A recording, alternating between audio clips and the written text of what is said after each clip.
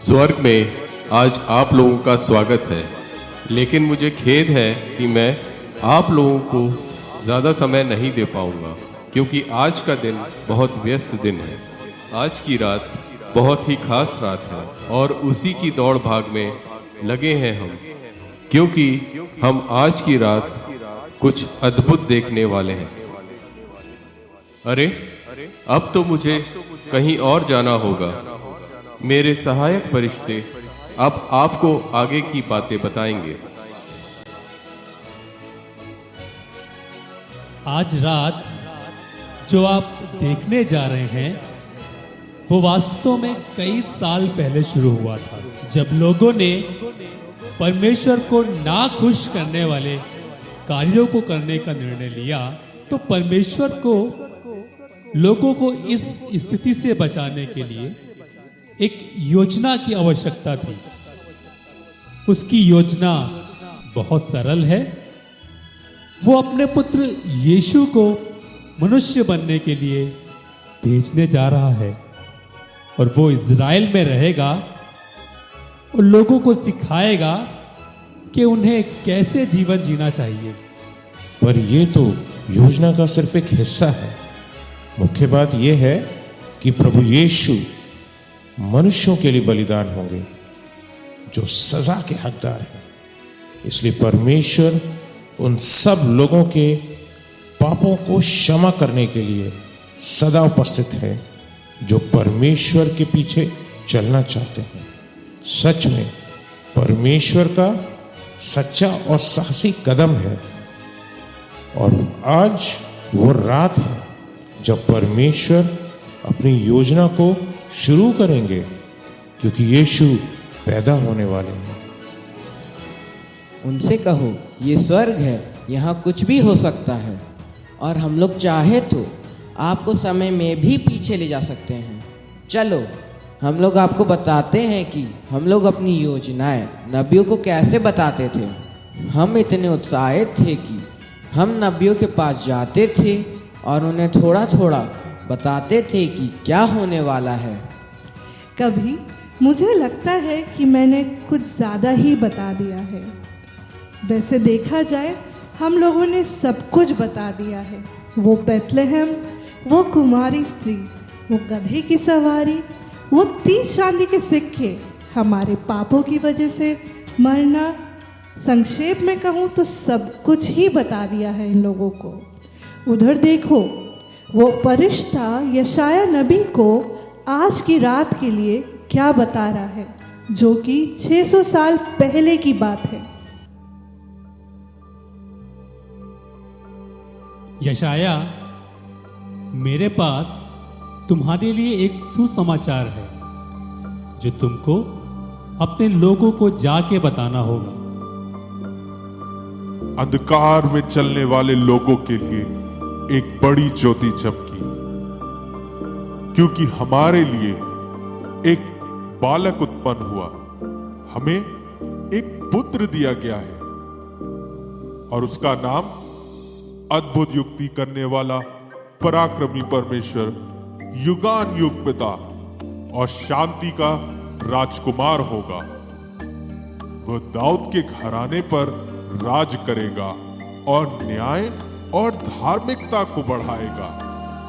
और तब तुम कहोगे कि परमेश्वर का धन्यवाद हो और उसके लिए गीत गाओगे, क्योंकि उसने हमारे लिए अद्भुत काम किए हैं। मेरे पास तुम्हारे लिए और भी समाचार हैं जो उस समय के लिए होंगे जब परमेश्वर अपने लोगों को बचाएगा। उस समय होगा आनंद का, ना कि दुख का, आशा का, ना कि निराशा का। अपने चारों तरफ देखो, तुम्हें सिर्फ दुनिया में दुष्ट राजा, लड़ाइयाँ, धोखा देते हुए लोग दिखाई देंगे, लेकिन उसके बाद एक समय आएगा जब परमेश्वर ये सब समाप्त कर देगा और इन सब की शुरुआत इस नन्हे बालक के जन्म से होगी, जिसके बारे में अभी आपने यशाया से सुना है।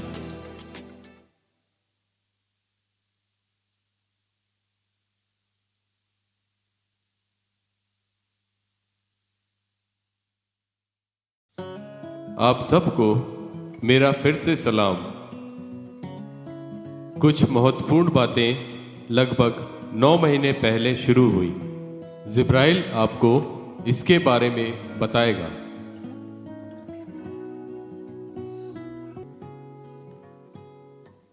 पहले तो मैं मरियम के पास गया और उसको बताया मैंने कि वो एक बालक को जन्म देगी और उसका नाम यीशु होगा, जो परमेश्वर का पुत्र कहलाएगा। ये सुन के मरियम हैरान रह गई। लेकिन उसके बाद मरियम आनंदित हुई कि खुदा ने उसको यीशु की माता चुना है। इसके बाद मैं यूसुफ से मिला, जिसकी शादी उसकी मंगेतर मरियम से होने वाली थी। लेकिन वो असमंजस में पड़ गया कि वो उससे शादी करे या ना करे, क्योंकि मरियम शादी से पहले ही गर्भ से थी।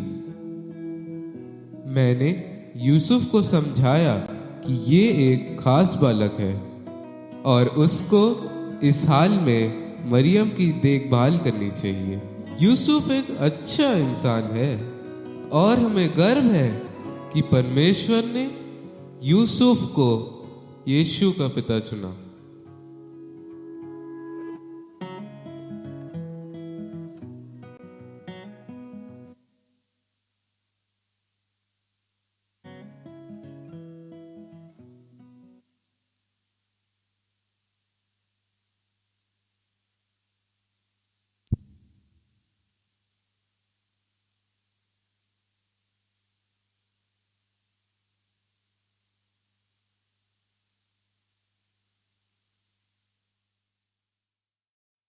आप सही कह रहे हैं, वो अच्छे माता पिता साबित होंगे और नन्हे यीशु जन्म लेने वाले हैं। लेकिन दिक्कत यह है कि वे नाजरत में अपने घरों में नहीं रह सकते और रोमी चाहते हैं कि लोग अपने पूर्वजों के शहर लौट जाएं और अपने करों को चुकाएं। और आज इसलिए मरियम और यूसुफ बैतलहम की ओर जा रहे हैं। यीशु का जन्म बैतलहम में होगा और ये हमें देखना है कि सारी चीजें अच्छे से हों। और आपको पता, मरियम और यूसुफ कुछ ही पल में बैतलहम पहुंचने वाले हैं। अब हमको जाना होगा। अब आपको और भी अच्छा लगेगा।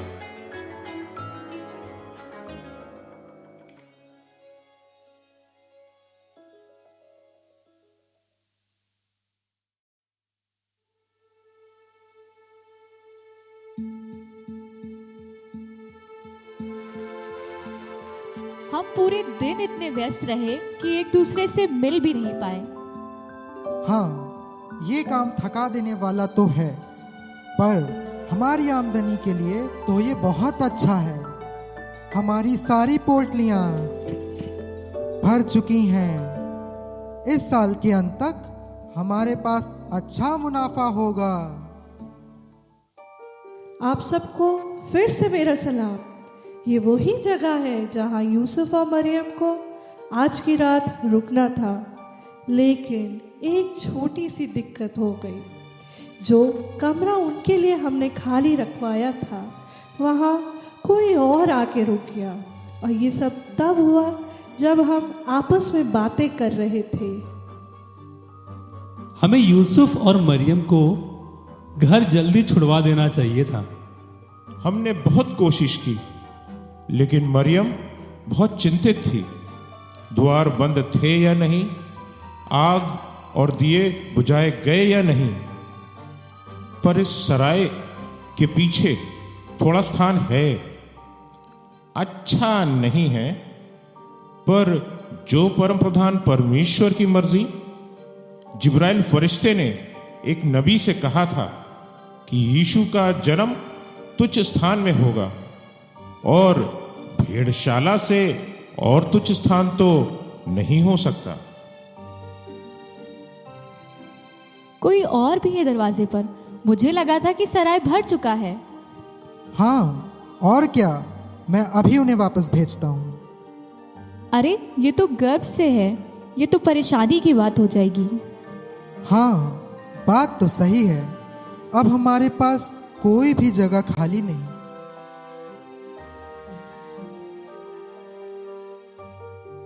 रुको, मुझे लगता है पीछे कुछ जगह खाली है।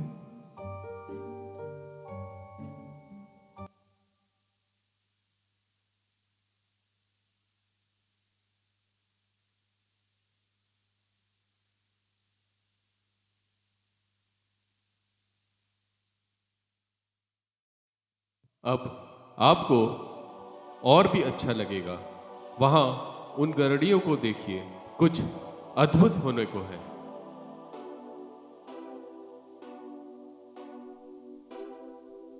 मत डरो, आज मैं तुम्हारे लिए आनंद का समाचार लाया हूँ। बेथलेहम में आज एक बालक जन्म लिया है। उसका नाम प्रभु यीशु होगा। वो अपने लोगों को बचाएगा। जाओ और उसके दर्शन पाओ।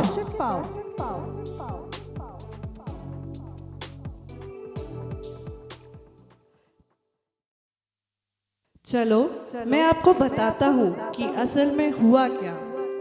कुछ समय पहले हमने एक तारा पूरब की दिशा भेजा था कि वो मजूसियों को जाके यीशु मसीह के जन्म के बारे में कुछ समाचार दे सके और उन्हें उस तारे का पीछा करते करते बेथलेहम पहुंचना था और यीशु मसीह का दर्शन करना था।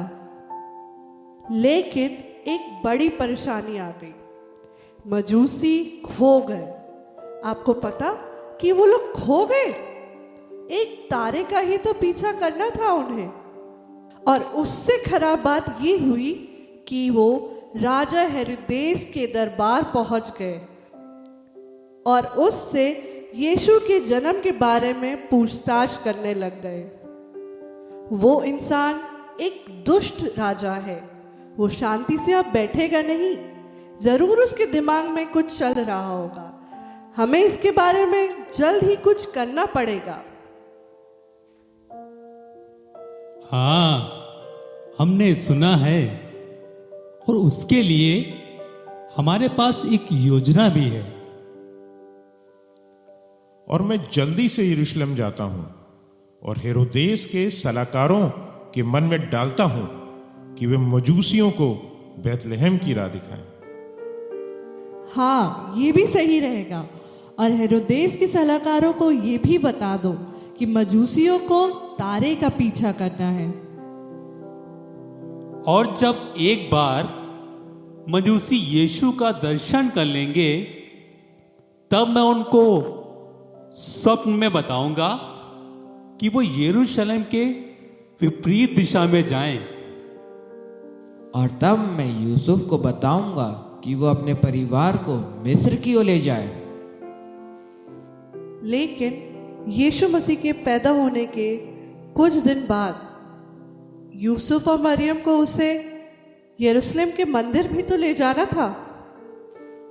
ठीक है, अभी हमारे पास काफी समय है। हेरोदेस तब तक कुछ नहीं कर पाएगा। याद रखो, उसे पता नहीं होगा कि वो किसे ढूंढ रहा है। अच्छा, ठीक है, बाकी तुम लोग समझ लेना।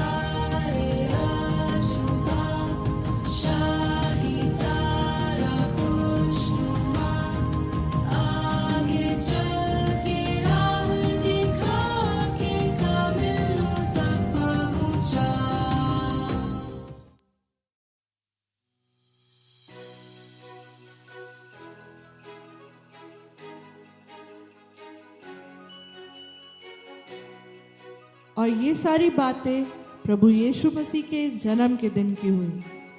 हमारे लिए हमारा खुदा दुनिया में आया एक इंसान बनके, ताकि हमको हमारे पापों से नजात दे सके।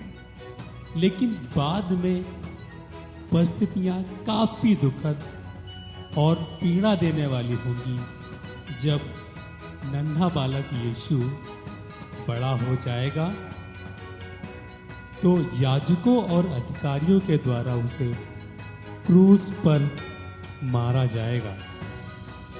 लेकिन ये परमेश्वर की उसी योजना का हिस्सा है ताकि परमेश्वर अपने लोगों को बचा सके।